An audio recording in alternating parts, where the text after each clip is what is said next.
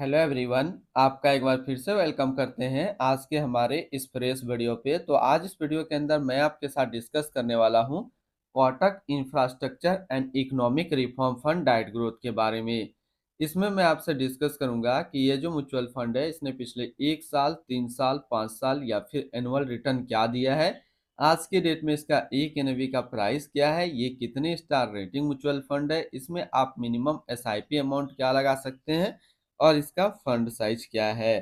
साथ ही साथ मैं आपसे डिस्कस करूंगा इसके अंदर कौन कौन सा स्टॉक लिस्टेड है, और अगर आप इस म्यूचुअल फंड के अंदर कुछ पैसा जमा किए होते तो पिछले 1 साल, 3 साल, 5 साल के अंदर आपको क्या रिटर्न देखने को मिलता।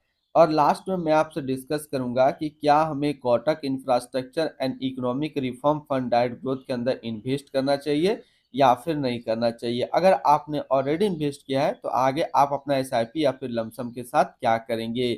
तो बात करते हैं Kotak infrastructure and economic reform fund diet growth. ये एक इक्विटी म्यूचुअल फंड है जो कि सिलेक्ट्रिकल या फिर थीमेटिक कैटेगरी के अंदर आता है, और ये काफी हाई रिस्क म्यूचुअल फंड है। इसने जो पिछले 1 साल में रिटर्न दिया है वो रिटर्न है 65.04% का। 3 साल के रिटर्न की अगर हम लोग बात करते हैं तो 3 साल में जो इसने रिटर्न दिया है वो 38.03% का रिटर्न है। 5 साल के रिटर्न की अगर बात करते हैं तो 5 साल में 30.46% का रिटर्न है। और अगर एनुअल रिटर्न की इनका बात करें तो एनुअल रिटर्न है 21.22% का।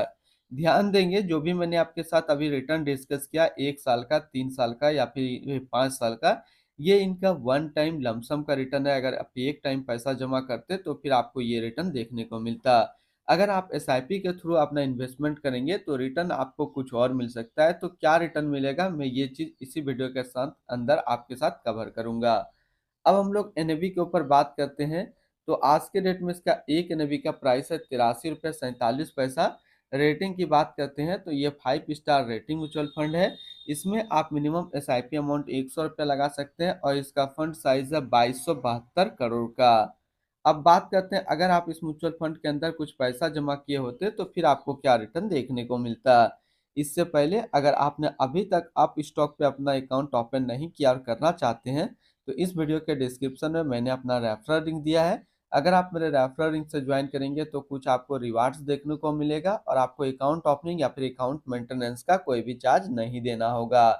अब बात करते हैं अगर आप इस म्यूचुअल फंड के अंदर 5,000 रुपया पर मंथ एसआईपी करते तो 1 साल में आपका पैसा जमा होता 60,000, आपको मिलता 80,449 रुपया।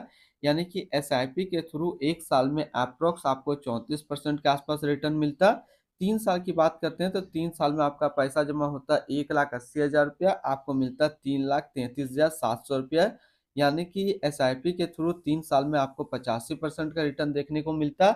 और अगर बात करते हैं तो 5 साल में आपका पैसा जमा होता है 3 लाख, आपको मिलता 8,02,520 रुपया। करीब 167% के आसपास आपको रिटर्न एसआईपी के थ्रू 5 साल में देखने को मिलता। अब बात करते हैं अगर आप इस म्यूचुअल फंड के अंदर एक बार में 1 लाख रुपए का लमसम किए होते तो 1 साल में आपका 1 लाख रुपया 1,65,040 रुपया होता।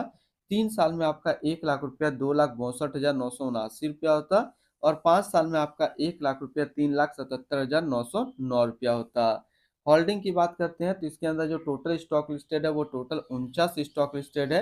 अगर हम इसमें टॉप 10 है उसके सेक्टर वाइज डिस्कस करते हैं तो पहला नाम आता है लार्सन एंड टर्बो लिमिटेड कंस्ट्रक्शन क्षेत्र, Bharti Airtel limited communication, UltraTech cement limited construction, Thermax limited capital goods, solar industrial India limited chemicals, container corporation of India limited service, Kalpataru projects international limited capital goods, power finance corporation limited financial, GR infra projects limited construction, Cummins India limited capital goods के अंदर है।